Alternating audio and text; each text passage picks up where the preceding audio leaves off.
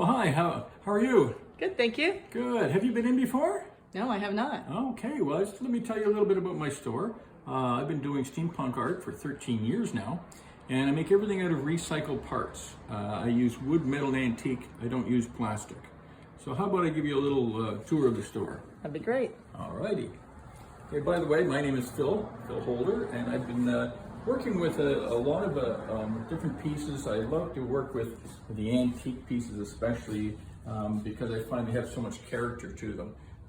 And I use pieces that generally give new life to. Maybe they were a lamp before, but I might turn it into a clock, that type of thing. I completely change it around.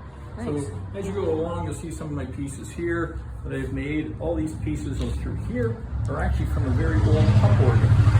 So, but I take the parts out, find them, really love the look of the mechanical part of these things. And then, like a lot of my art pieces, I try to make them into a functional piece. So in this case, you've got a nice lamp. Over here, you've got a really different looking clock that I've redone. And some of them are straight art pieces. So they don't have a functionality other than just being a beautiful piece of art. And in the back of this, all of this across here is actually a foundry pattern from the early 1900s. That would be a handcrafted wooden piece, and they only ever made one of these. So I try to use really unique pieces on it. Some of you might recognize, some of you might not. These are from trumpets. And I've taken the brass sleeve off because I actually like the holes in them better than just the brass sleeves. Also, I have another artist that is in my store here, and that's Tammy Pepler. Tammy, I've been working with Tammy for 6 years. She does amazing work with polymer clays, working with her little punks. She does great books, sketchbooks, bird houses, very much in a Tim Burton sort of styling. And just a fabulous addition to the store and goes right along with handcrafted one-of-a-kinds. As we go around, you'll see more of her pieces. She also does limited edition cards, tranquility dolls, mirrors, Beautiful. all kinds of things. Yeah, she does a fantastic job on it. Now, of course, I don't make everything in here. I like to have some unusual things, such as the glasses and goggles. So if you're looking for different types of glasses that are not the norm, this is the place to come. Let me just grab this pair here and I'll just show you something with this. You can actually, with these glasses, these type of glasses, you can actually pop up the lenses on them. So, and they work individually. So those are kind of cool. Once again, I've got jewelry here as well. This is one of my pieces here. This is what I call a meditation mirror.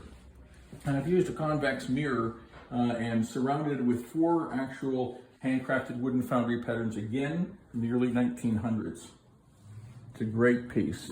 Another one of Tammy's pieces over here too, a mirror that she just finished. Wow, that's lovely. And looking way up into the ceiling there, I have one of my Zeppelins. Now this particular Zeppelin is sold. I've done 8 others, and I'm working on one right now on a commission basis. They are all different sizes. So anytime you get anything from me that I've designed, you will get a truly unique piece.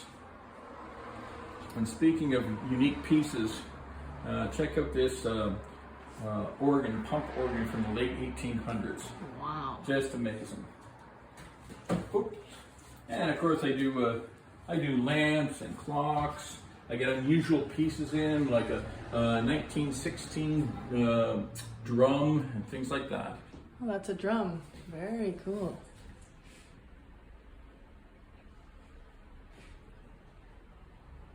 And here's one of my newest pieces that I just got in. It's a very, very rare typewriter. This typewriter here was made in 1906. It's not the oldest one I've had, but it's the most unique one. And it was made in Chicago by the Oliver Company. The slang name for it is a batwing typewriter. And I'll show you why. You can sort of see this, the styling looks like bat wings. But as you press down, you will see that the actual letters and numbers come from the sides as opposed to straight up. And they're connected on both sides. It's the only one that's ever had that type of operation going on it. That's really cool. And the keys are completely different too, because normally you have black with white. These are white with black, and they're octagon shaped. Now, how much would something like that sell for? Well, I'm selling it for $475, which I think is very reasonable when you consider that you can probably go through 800 old typewriters and not come up with one of those. Wow. That's how rare that one is. Nice. I also do have different things like lamps. I had great selection of different jewelry here, and it covers quite a span. Lots of different types for everybody. So whether you're into skulls or you're into crows, octopus, you name it. I even have some with owls and that if you're into a Harry Potter mode. Neat.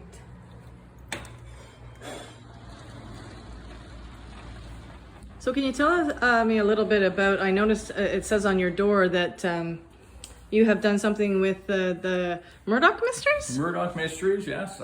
They came in and they bought a few pieces that are being used on their sets.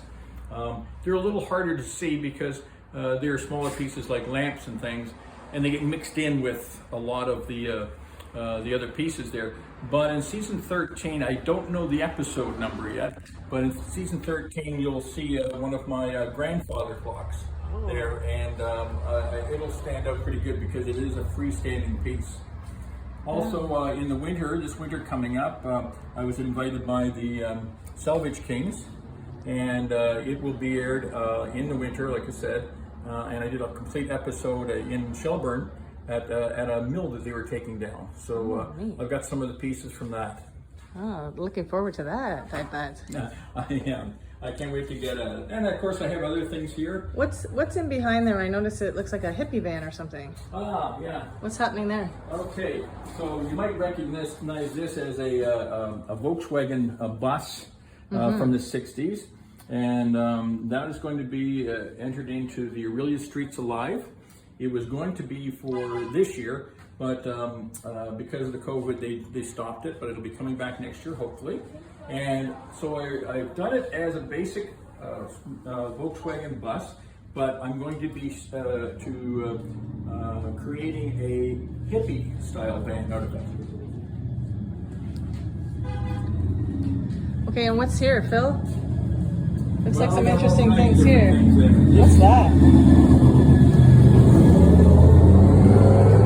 This I use as part of my costume for the Witches Walk generally. Oh, I've heard of that. And that usually happens in October, but I don't think it's going to happen this year. Right. So hopefully next year we'll get all the witches out. We usually have about 2,000 witches come out for that. I've heard. Some of the other pieces here, this is a great old piece that I just kept as it is. And this is an original steam engine, so hobby style. So somebody's made this, and back in that time in the late 50s, early 60s, these were very popular, this type of thing. Meccano actually made a lot of them. But somebody's actually created this by themselves, hand done. And you would literally start a fire inside, fill it with water, it would create the steam, the gauge would tell you where the pressure is, and you'd be able to run small like saws and things like that off of it as a hobby. This gauge itself is from 1908 and it's from the Canadian Pacific Railway, so a very rare piece. Oh, it says CPR right on it. And right on it. Neat.